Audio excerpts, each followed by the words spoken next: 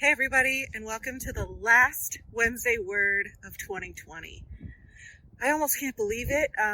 It's actually a lot of pressure for me to do the last Wednesday word, the last devotional from Hometown for this year. And there's a lot I want to say, and there's a lot I want to share with you and encourage you to do before this year is over. But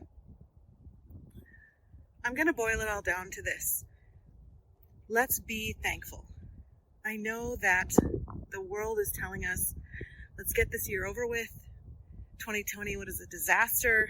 Everything was terrible. And yeah, there was a lot of stuff that was really terrible. People died. Maybe you lost loved ones.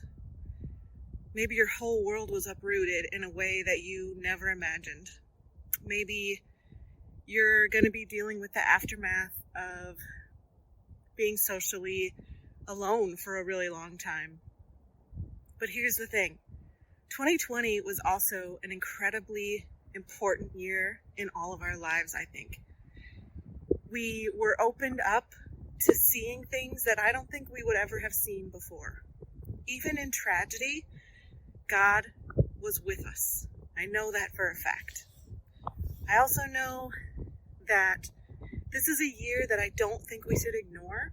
I don't think that we should put it behind us like it didn't exist, or run from it, or pretend like 2021 is going to be a magic solution to all the stuff that happened in 2020. I know for me that 2020 was a year that opened my eyes in so many ways, even just to what God is calling me to. And a lot of it is really scary. A lot of it is stuff that I would never have ever thought about or done without Him, for sure. And I have so much to be grateful for. And I know that if you're watching this today, so do you.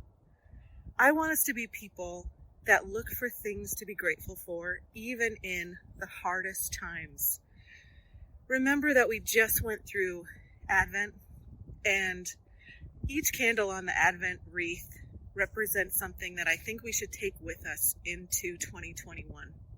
Hope, faith, joy, peace, and Jesus. Love. So as we go into 2021, I'm actually really excited to start over. I'm excited to invite you to keep watching our Wednesday words, because starting next week, we're going to actually have a new series called Fresh Start. And I could really use one of those, that's for sure. I'm really excited to dig into the new year. I love new beginnings. I love new starts. But I want to be someone that goes into the new year with the hope and joy and peace of Jesus and faith that everything is in His hands. So today, I want to encourage us all to take some time. I'm actually sitting up here. It's kind of cold. I won't lie, but I'm sitting out here and spending some time just pondering what happened this past year. I don't want us to forget it. This is a year that our kids, our grandkids, their grandkids are going to ask us about. This is a year that's going to be in history books. This is a year that you won't forget for all kinds of reasons. Maybe it's really tragic and traumatic, and maybe it's something joyful. I know in my life I had ups and downs, and if I sit and think about it, I know that it was all for God's good and for my good. It's hard to say that, and I know that if you're struggling, please know that we're here for you. We are good listeners. Jeff and I and Stacy and Ryan, the founders of Hometown and the pastors, we're here to listen. We're here to pray with you, and we're here to get us off to a great new start in 2021. So don't just wash it away or run from 2020. Take some time today, tomorrow, the first week of January, to write down some things that God did for you, to be grateful, and then to look forward in hope to what's next. I can't wait to spend 2021 with all of you and finding out what God has for each of us.